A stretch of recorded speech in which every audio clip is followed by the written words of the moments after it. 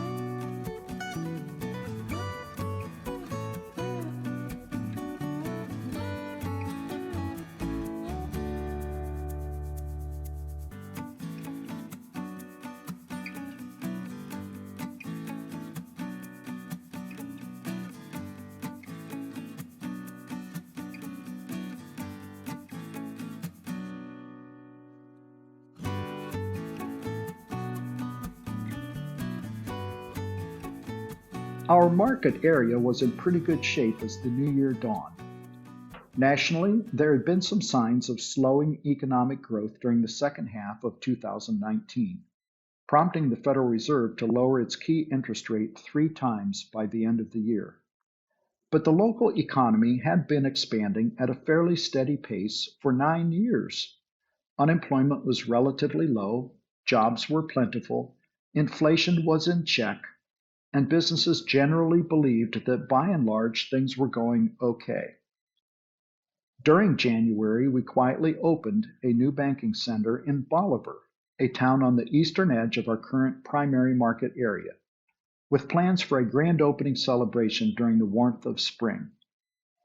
While those grand opening plans ended up being placed on indefinite hold, we are still very much committed to the greater Bolivar community.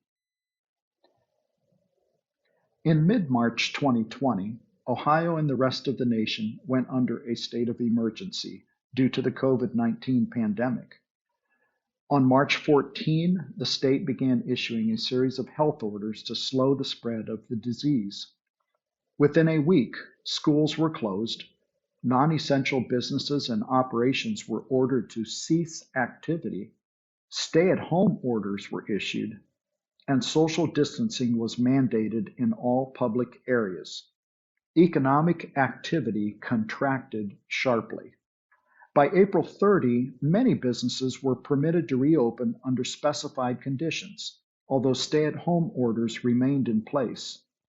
On May 19, Ohio's last remaining stay-at-home orders were lifted and replaced with an urgent health advisory. As spring transitioned to summer, most Ohio businesses were allowed to reopen with adherence to health guidelines. By fall, schools were permitted to be back in session. And then from November 2020 through January 2021, a particularly strong wave of COVID-19 swept across the nation. It has now been a year since those first health orders, and COVID-19 has extracted a heavy toll on health and life.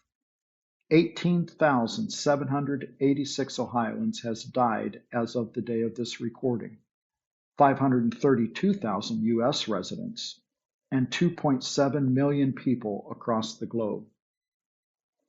1 million Ohioans have been infected, 29 million Americans. There have been 123 million COVID cases around the world. Economic activity has continued to be significantly affected by COVID, sometimes in surprising ways. While states were issuing mandated health orders, the Federal Reserve and Congress began implementing historic levels of monetary and fiscal stimulus to keep the economy afloat and stave off what otherwise could have been major economic calamity, with households and businesses being financially wiped out. The Fed sharply cut interest rates, provided ample liquidity to financial markets through purchases of assets and securities, as well as emergency lending programs, and relaxed certain regulations for banks.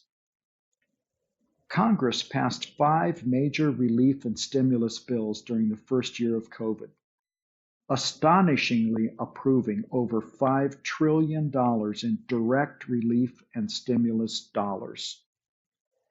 These bills provided massive amounts of liquidity through varied means, including pandemic unemployment payments, 3 rounds of stimulus payments to individuals, an $800 billion forgivable Paycheck Protection Program for employers and self-employed individuals, and various grant and loan funding programs for municipalities, educational institutions, infrastructure, and other sectors of the economy. The dollar amounts are staggering. Through 2020, distribution of federal relief and stimulus funding for Ohio amounted to more than $6,000 on a per capita basis. Consumers and businesses reacted to all this liquidity in some surprising ways.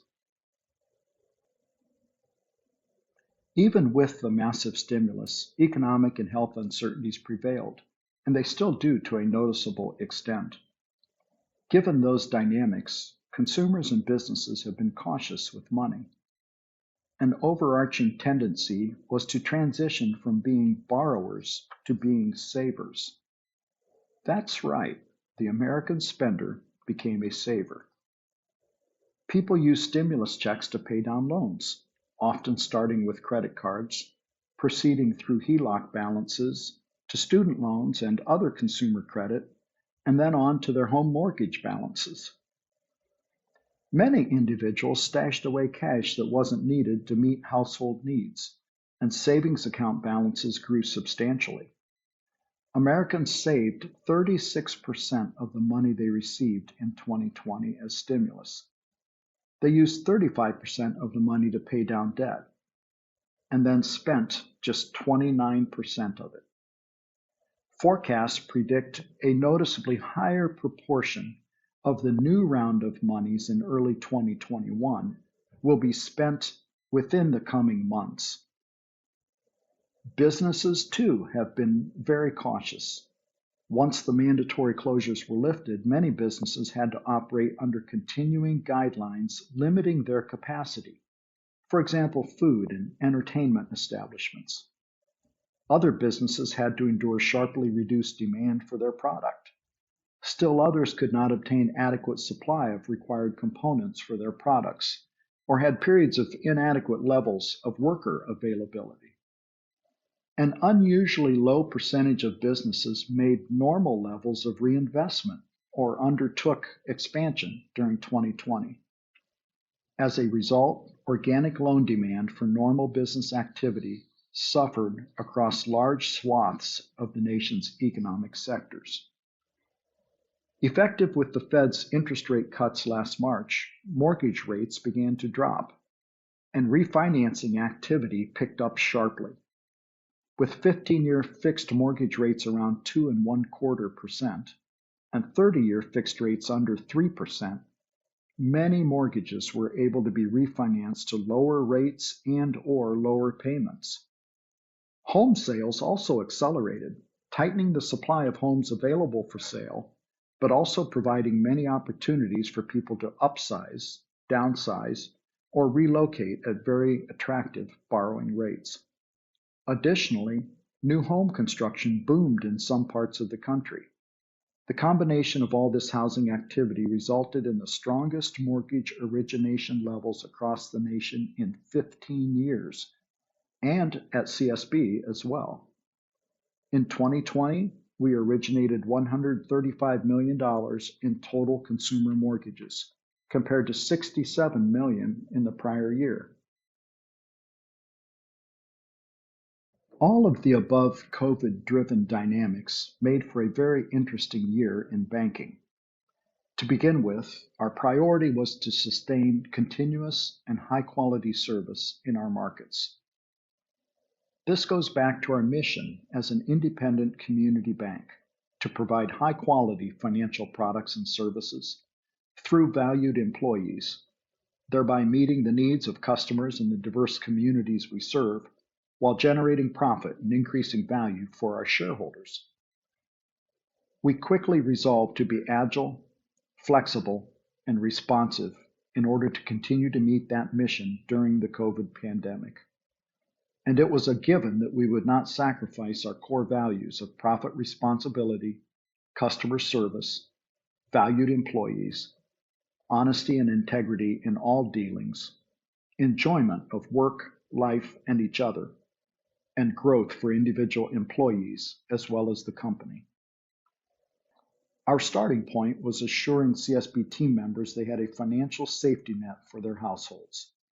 We expanded certain benefits with additional paid time off for emergencies that could arise, and offered non-interest emergency loans through our human resource department. We managed to keep every banking center open every banking day, with a slightly later lobby opening time in the morning.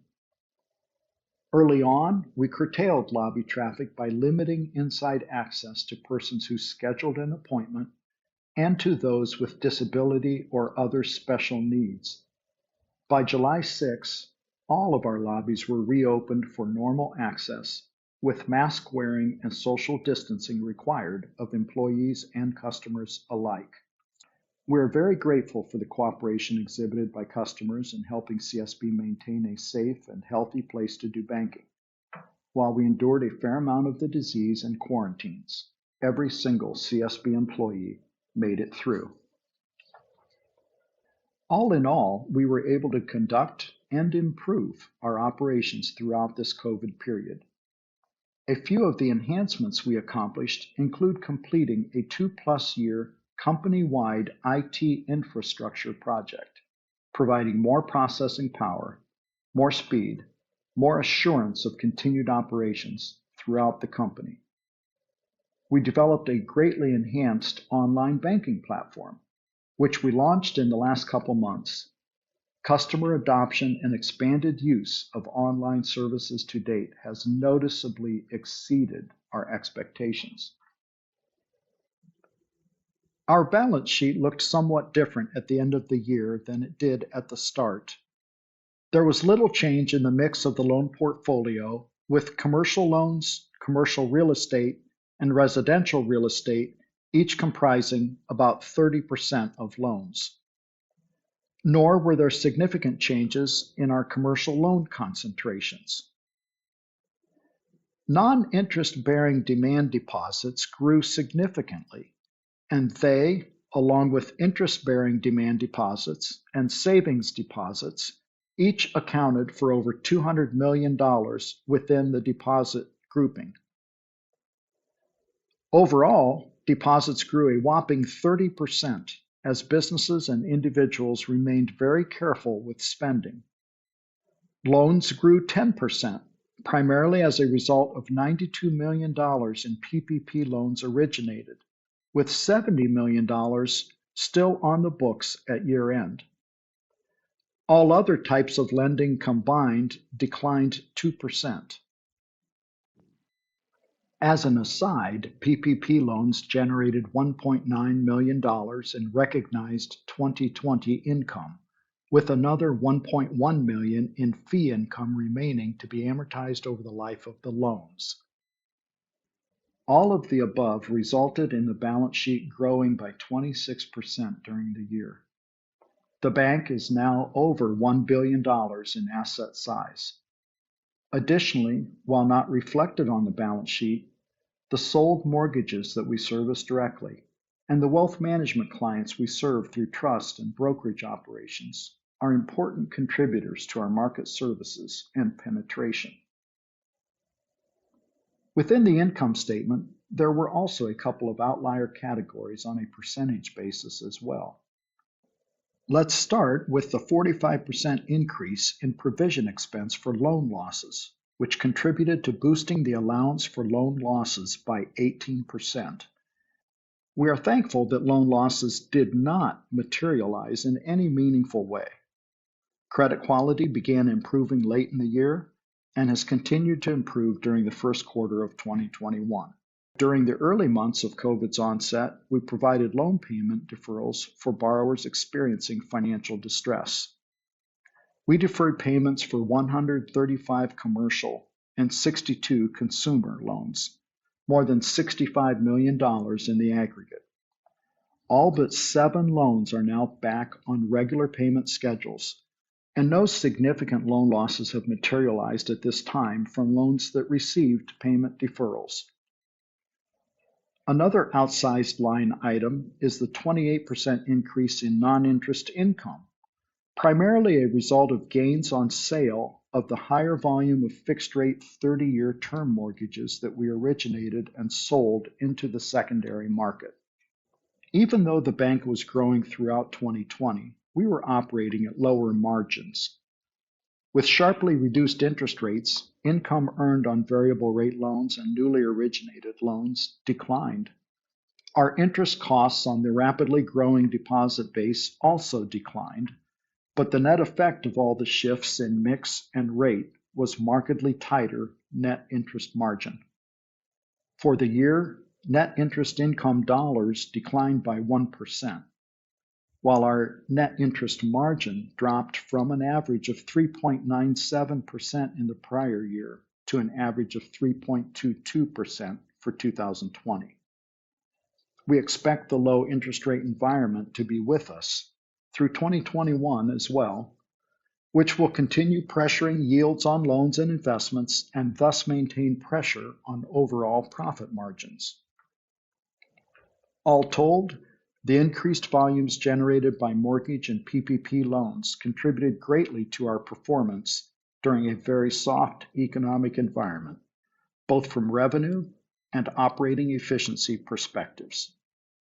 Net income rose by 1% for the year to $10.6 million after tax. With asset size ballooning on very strong deposit growth, our return on average assets declined from 1.36% to 1.13%. Shareholder equity increased 10% to $94 million. And with the 10% growth in equity, the return on average equity also declined from 12.77% to 11.71%. As an industry, bank stocks underperformed the broader market in 2020, which was helped in no small part by a strong year for technology stocks. CSB's total stock return declined 11.6% in 2020, decreasing our total stock return for the 5-year period ending December 31, 2020 to 165%. We have plenty of liquidity and very adequate capital levels. Having 18% of our balance sheet in cash and cash equivalents and 20% in the investment portfolio are a reflection of the still soft organic expansion activity as of the end of 2020. However, it seems apparent to us that a corner has been turned, and we expect that 2021 will exhibit noticeable economic improvement, with opportunities for continued company growth. We are well positioned for the economic turn as businesses and consumers become more confident in the outlook. There still exists a lot of uncertainty in connection with COVID-19's remaining path, and setbacks may occur.